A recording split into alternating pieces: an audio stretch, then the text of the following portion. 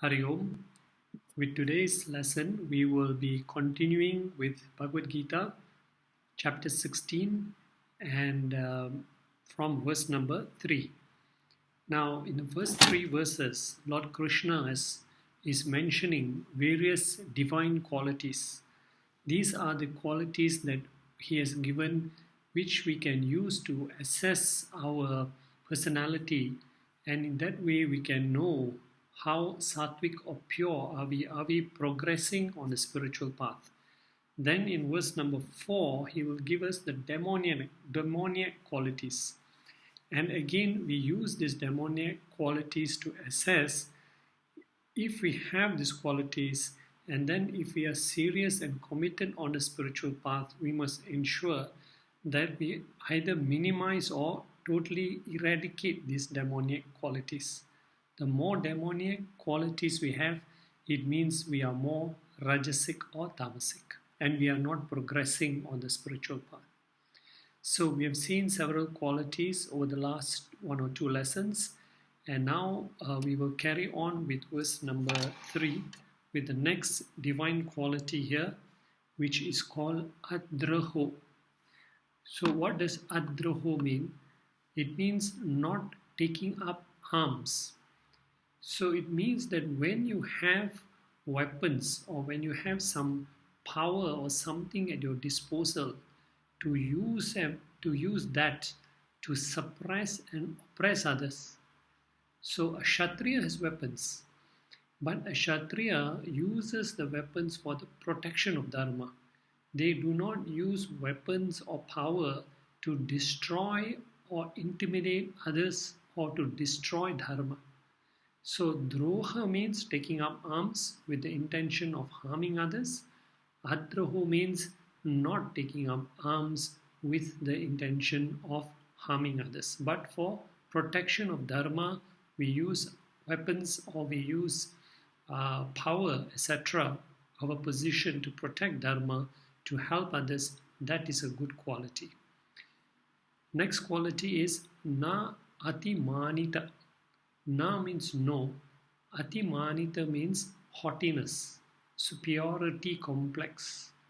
Whatever we have achieved, whatever great deeds we have done, whatever possessions we have accumulated, understand there are others who are doing even more greater work than us, who have even more possessions than us. So being thankful to the Lord for making us an instrument in doing good and great things and gracing us with whatever possessions we have is the very right attitude. So, not having that ego for whatever we are praised sometimes or for whatever possessions we have, titles and honors. And there's a beautiful story told about when Hanuman, he found, after searching for Ma Sita in Lanka, he finally found her, and he was so excited he rushed back quickly to inform Lord Rama. He knew how anxious Lord Rama was in locating his wife. So when he approached Lord Rama, he uttered the very word Rama was waiting to hear. Hanuman said, "Found Sita, I." Hanuman had no ego. He was completely modest, always in the service of Lord Rama. He never said, "I found Sita." To him, I was not important. What was more important to him was to relieve the suffering of his master, Lord Rama. So he uttered the very first word he knew Lord Rama was waiting to hear, "Found." Then came Sita, and then only in the end comes I. So the I is always relegated. It's not important. Only the person with ego will say, "I did this, I did that." Such a symbol of modesty was Hanuman, and we must learn from the very character of Hanuman. So beautiful to read his stories and how he humbly served Lord Rama without expecting anything in return. So now Lord has given us all His qualities in verses 1, 2 and 3, and He summarizes what are all His qualities. So He says all these qualities that Krishna has mentioned up to now, he summarizes by saying that anyone who has these qualities in some proportion is fit to be called. He uses the word here in verse number 3. You can see in the third line of the Sanskrit text, Devi Sampat. Devi means divine, Sampat means nature. So the Lord is saying anyone who has some or all of these qualities in different measure, we may not have all the qualities, we may not have total one or two total qualities, but we might have a little bit of all qualities. So person who has this is called Devi Sampat, of divine nature. Any individual who, any individual who leads a dedicated life of Karma Yoga, Upasana Yoga, Jnana Yoga will surely cultivate these virtues. So he says, all these qualities, bhavanti, they belong, abhijatasya, to a person who is sampadam daivim, who is of divine nature. So again, to self-assess ourselves, it is very important we understand these qualities, and as much as we can to try to inculcate any of these qualities that we don't have. We must try to build up these qualities in us, and through various sadhanas we can then test whether we are progressing properly on the spiritual path. And Krishna ends this verse by addressing Arjuna as Bharata. Bharata means scion of the Bharata dynasty, to assure Arjuna that, oh Arjuna, you are a descendant. Scion means a descendant of the Bharata dynasty.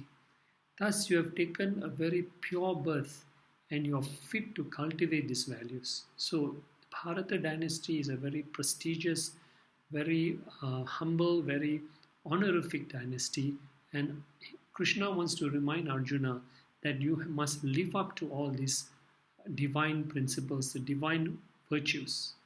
So now that Krishna has elaborated on the divine virtues, in verse number 4, he starts to talk about the Asuri Sampad, or demonical virtues, and he gives 6 demonical virtues here. Now, again, I must stress that whenever we come across these demonical virtues, it is a human tendency for us to always say, oh, this person has this virtue, this demonical virtue. We always try to put the negative qualities on other people. We must use these negative qualities to assess ourselves and not just say that, oh, these are the demonical virtues, this person has got demonical virtues, that person has got this demonical virtue. It will be of no help to us. So a demonical person is one who gives more prominence to artha and kama goals in life. As you all know, we've talked about the 4 purusharthas: dharma, moksha, kama, artha. So artha is chasing after material possessions. Kama is satisfying all kinds of material desires. Whereas dharma is the spiritual pursuit, and moksha is to attain self-enlightenment. So a demonical person is one who gives more prominence to artha and kama, who has overbearing materialistic tendencies even to the point of violating dharma. Because once these materialistic desires overpower us, we want to take all kinds of shortcuts. We want to quickly satisfy all these demands, and sometimes it's not possible. So we may resolve to what we call to violate dharma to achieve artha and kama. So what more to speak about a person to attain the goal of moksha? That's even out of the question. Now, Shastra, the scriptures, don't say we should not have artha and kama. Yes, all of us need to satisfy some desires. Of course, all of us have some possessions in our life. However, in the pursuit of artha and kama, one should remember never to violate dharma. So Shastra calls for leading a balanced life where regard is given equally to dharma, kama, artha and moksha. So what are the 6 demonic qualities now? Let us look at them. The first one that Lord states in verse number 4 is dambaha or ostentation. Ostentation is pomp and show when it comes to both material and spiritual aspects also. Showing off wealth, power, possession, when it comes to material achievements, constantly wearing and trying to show off all these branded items. And even when we are doing spiritual actions like yajnas, elaborate prayers, or dhanam, when we are giving charity, we want to do it with the purpose of showing off to gain attention that I'm doing such elaborate prayers and rituals, I'm giving so much charity. So dhamba is ostentation to show off both in material and spiritual line also. And this dambaha is at a physical level. Okay. Next quality comes dharpa or arrogance. With money and power comes arrogance, which is expressed verbally. So the earlier one, damba ostentation, was at physical level, what we wear, what we show off.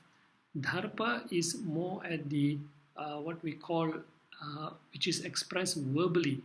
How we boast about our power, we boast about our position and possessions. And we have seen this with characters like Duryodhan, Ravan, Hiranyakashipu, etc. Arrogance can come about as a result of their wealth or due to people around them who support them. It can be due to physical beauty, etc. Many causes for verbal arrogance.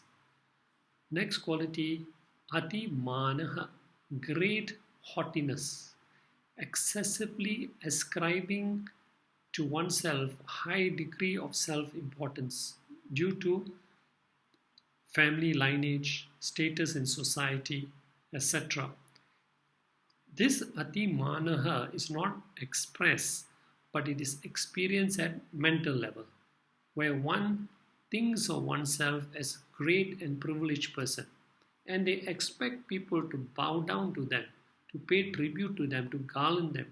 So at all the 3 levels, we have dambaha, which is at arrogance at physical level, showing off, darpaha, expressed verbally by boasting, and atimanita at the mental level, where we consider ourselves very great and very mighty, and everybody should respect and bow down to us. Next quality, a very dangerous one, krodhaha, anger. Because when we have a superiority complex, you think you can impose your will on others. And when others don't do as per your bidding, it results in shouting and screaming and throwing things about all the time. A mental modification that expresses itself as mental, verbal, and physical abuse of others. In anger, you harm yourself and others also. This is destructive anger. What about constructive anger? Many people say Rama also got angry when the sea refused to part and allow him passage to Lanka. Even other gods also had anger. First of all, we are not gods. Secondly, constructive anger can be allowed under 2 conditions. 1, it must never be impulsive anger. As I take myself as an instrument, I am the master of my anger. I use that anger to what you call discipline people or to what we call enforce dharma. Number 2 condition is I must be able to drop this anger at my will, or I can postpone at my will. So I'm in total control of the anger and I use it for a positive purpose. Next quality, paurisham. Paurisham means rudeness, harshness, impolite manners, rough character. How they treat their elders, their parents, their subordinates, their workers, using rude and sarcastic language with everyone.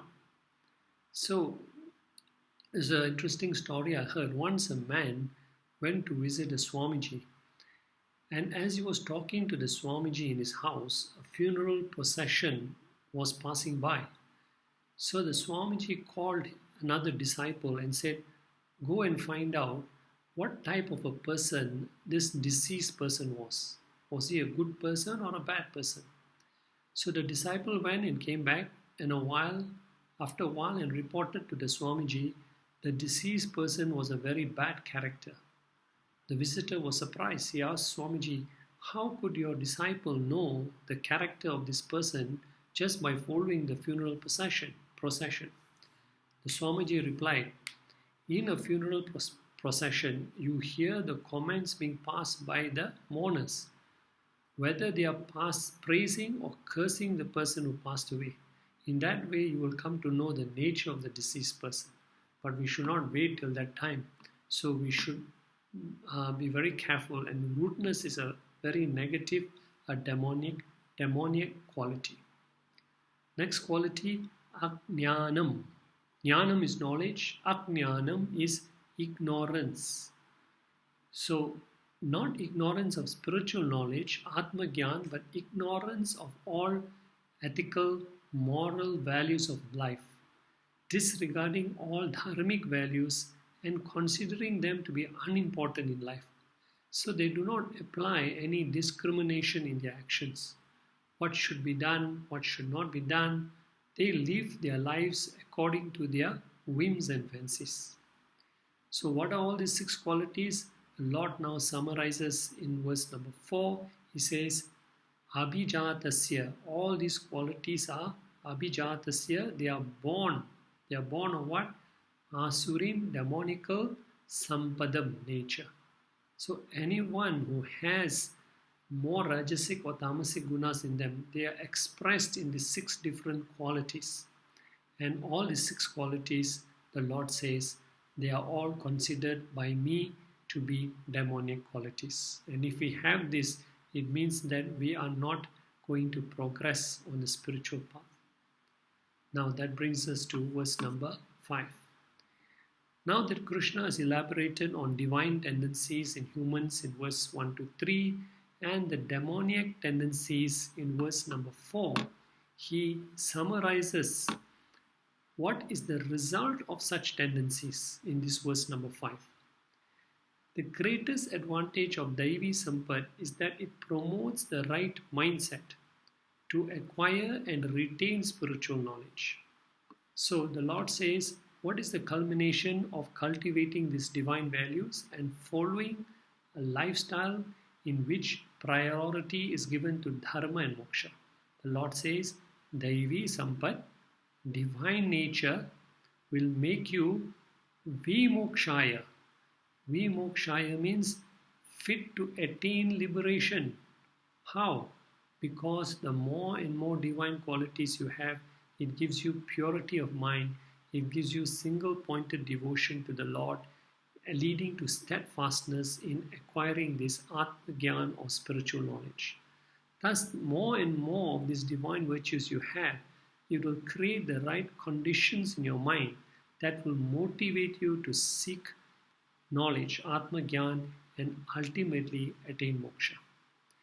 But those actions which are asuri, the Lord says here, asuri, demonical, driven by rajasic and tamasic gunas, which are totally opposite to Daivi Sampat, where prominence is given to Artha and Kama, and performing actions which are prohibited by the scriptures are, the Lord says, mataha, considered by me as the very cause of nibandaya, bondage. Bandham is bondage, but when you put a prefix ni, ni before that, it means very strong bondage, very difficult to break out of, that will lead a person to spiritual downfall. They bind the jiva to repeated births in this sansara. The more and more qualities you have, which are given in chapter 16 verse 4, the more and more will go further away from the divine path and will lead to repeated births in this samsara. So Krishna has given his conclusion and his opinion of the result of the two opposing lifestyles. And perhaps the Lord realizes that Arjuna may be wondering, where does he stand? Where does he stand on the spiritual path? So he wants to give a reassurance to Arjuna. He says, Ma suchaha, O Arjuna, Ma suchaha, do not grieve. So the Guru has to always give some confidence to the students to keep them positive and don't feel defeated. So he tells Arjuna, Ma suchaha, do not grieve. Asi, you are abhijataha, you are endowed with Daivi Sampat, divine tendencies. You may not have all the divine values, however, you have a reasonable amount of divine qualities, and from here onwards, you will definitely progress on the spiritual path. This is Krishna's assurance to Arjuna, and because as a disciple, Arjuna surrendered to Krishna. He asked him for guidance on the battlefield, and we saw that in a very famous verse in chapter 2, verse number 7, Karpanya Dosha. So now we come to verse number 6. Devi and Asuri Sampat have description and result of both qualities have been given. But Krishna wants to elaborate further on Asuri Sampat, on demoniac qualities. Why? For divine qualities, he gave us 26 qualities in 3 verses. But for Asuri Sampat, demoniac qualities, in verse number 4, he only gave us 6 qualities in one verse. So Krishna wants to elaborate about Asuri qualities, not that we should acquire them, but we should be clearly aware of them and avoid cultivating them. The dangers of Asuric or demoniacal nature, this is what Krishna wants to alert us on. So the rest of the verses, he speaks about this. So the Lord says now in verse number 6, Asmin, in this loke, in this world. He says in this world, Eva, there are only, Eva means only, Dwau, 2 sargau. There are only 2 types of sargau. Sargau means creations. So in all these worlds, the 14 worlds, the 14 planes of existence that are there, Lord says all the bhuta, the word he uses here, bhuta, all the beings can be divided into 2 dvau sargau creations. So Krishna actually is talking about human creations because he's not talking about animals. As animals, insects, plants, they cannot put in any effort to change its nature. The subhava or the nature of all other creations except humans is predetermined. Only human beings can take 2 different paths of personalities, and they have the capacity to change from divine to demoniac or demoniac to divine. So what are the 2 qualities which all the beings can be divided into? Lord says one is Daiva, divine, who has some measure of the 26 qualities, who has followed the path of Dharma, overcome Raga Dvesha, then he or she is of divine nature. Now, no human can have all the 26 traits in full measure. Only Bhagwan can have all these 26 qualities in totality. In Valmiki Ramayana, Valmiki asked Narad, after giving a long list of virtues, he asked Narad, is there such a human being existing now who has all these virtues? And Narad says, yes, there is such a person who not only has all these virtues you mentioned, but much more of these divine virtues. And that is Lord Rama. So thus for a human being, we should expect to have a reasonable amount of these 26 qualities. So that is the first group that the Lord has said. Among the 2 groups, one is Devi, the second group is Asura, those who have the 6 demoniac traits as mentioned in verse number 6. So those who live their lives guided by Raga Dvesha, likes and dislikes, and thus resorted to adharmic life and suppress all the divine tendencies listed by the scriptures, he is truly a demon. So Then he goes on to say, there is also a mention about this in the Brihadaranyaka Upanishads. It is also mentioned there were two classes of Prajapati's sons, the gods and the demons. Naturally, the gods were fewer and the demons more in number.